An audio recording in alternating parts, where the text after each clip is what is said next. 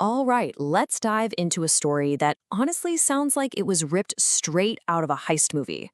We're talking about incredible disguises, clever psychological tricks, and one of the most famous stages in the entire world. So get this, you're completely unrecognizable, buried under layers of Hollywood-style prosthetics. Your whole identity is a lie. And your mission?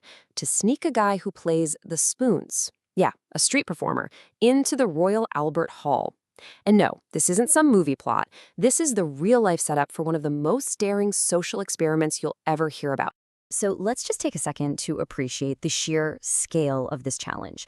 The goal here was to take an art form that was literally born on a street corner and just place it, completely uninvited, into this temple of high culture. We are talking about bridging two worlds that could not be further apart. I mean, just look at the contrast. On one side, you have the humble spoon player. His stage is the pavement. His audience is just whoever happens to be walking by. And on the other side, the Royal Albert Hall. We're talking a gilded, grand, historic theater filled with London's high society. The gap between these two just seems impossible to cross. So how in the world did they do it? Well, you don't just walk into a place like that, right? You have to become someone who belongs there. So the first step wasn't even about the performer. It was all about creating the ultimate insider, a totally believable, high-end talent agent. And listen, this wasn't some half-baked plan. This was a meticulous 2-hour physical transformation into a character they described as either grotesque or posh. They built a complete fictional identity from the ground up, and they even created a fake professional website. Because let's be real, in the modern world, if you don't exist online, you don't really exist at all. Okay, so they've got the character, the disguise is perfect. Now for the hard part, the infiltration itself. And the success of the entire mission hinged on one single, really powerful psychological theory. And here it is, the secret sauce. They call it chauffeur logic. The theory is actually super simple, but it's brilliant. If you act with complete and utter confidence, like you own the place, people will not question you. Think about it. Security guards are trained to look for people who seem nervous or lost or out of place.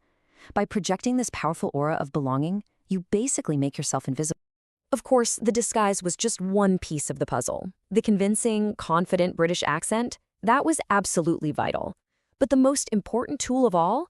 Just pure, unwavering audacity.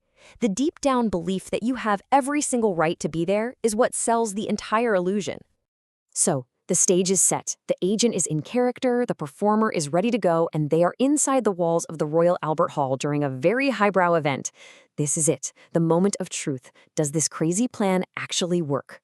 It did, against all odds. After all the planning, the prosthetics, and just the pure nerve required, the plan worked perfectly. The spoon player made it onto the stage of the Royal Albert Hall. Just think about that for a second. A man who plays the spoons, an instrument of the street, performed on one of the most famous stages in the world. He wasn't on the program, he wasn't invited, but through sheer confidence and a masterful disguise, he was there playing for an audience that had absolutely no idea what they were witnessing.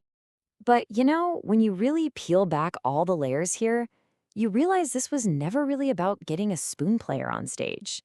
It's this powerful demonstration of how much of our world is governed simply by perception, by confidence, and by all these invisible barriers that we just assume are real. And that leaves us with a really fascinating final thought. This whole operation was built on chauffeur logic. This idea that just acting like you belong is enough to make you belong. So the real question this leaves us with is, what doors in our own lives, professional or personal, are closed only because we don't have the audacity to act like we already hold the key?